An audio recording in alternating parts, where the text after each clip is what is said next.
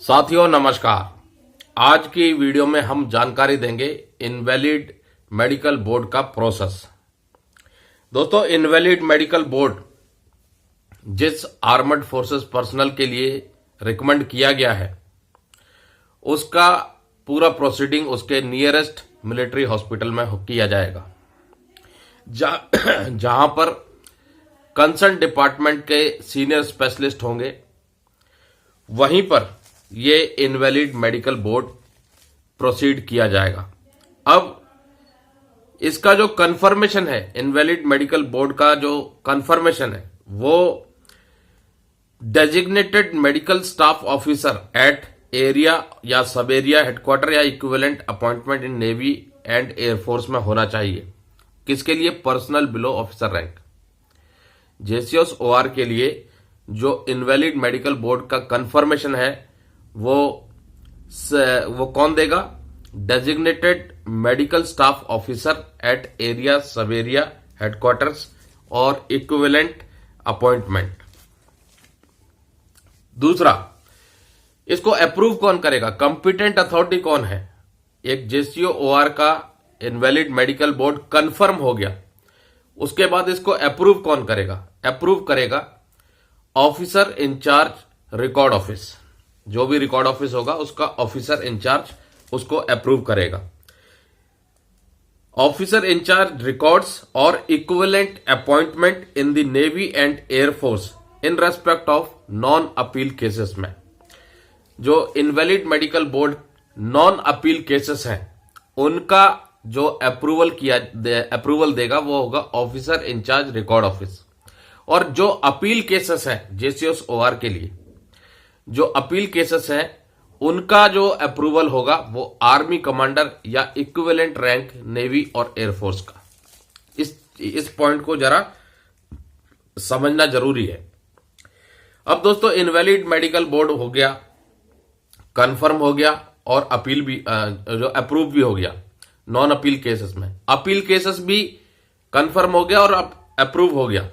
अब इसके बाद क्या आपको इनवैलिड पेंशन मिलेगी? कंडीशन क्या है? दोस्तों, कंडीशन सेम है।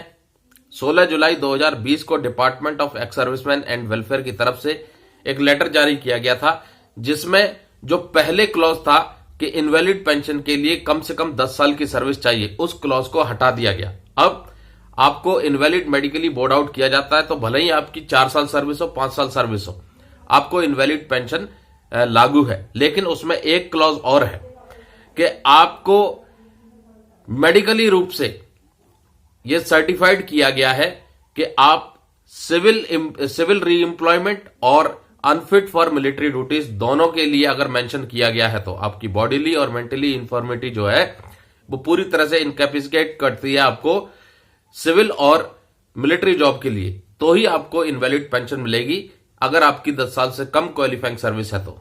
अब इस मामले के ऊपर कोर्ट केस भी हुआ, एक पिटीशन डाली गई जिसमें पिटीशन अलाउ की गई।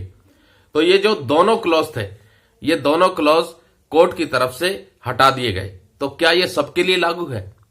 फिलहाल तो सेंट्रल गवर्नमेंट ने सबके लिए इसे सार्वजनिक रूप से लागू नहीं किया है, लेकिन जिन लोगों को भी 10 साल से कम क्वालिफाइंग सर्विस है और नाना केस है, उनको इनवैलिड पेंशन नहीं दी गई है, तो वो उस जजमेंट के आधार पर कोर्ट केस करते हैं तो उनको रिलीफ मिलने की संभावना पूरी तरह से बनती है।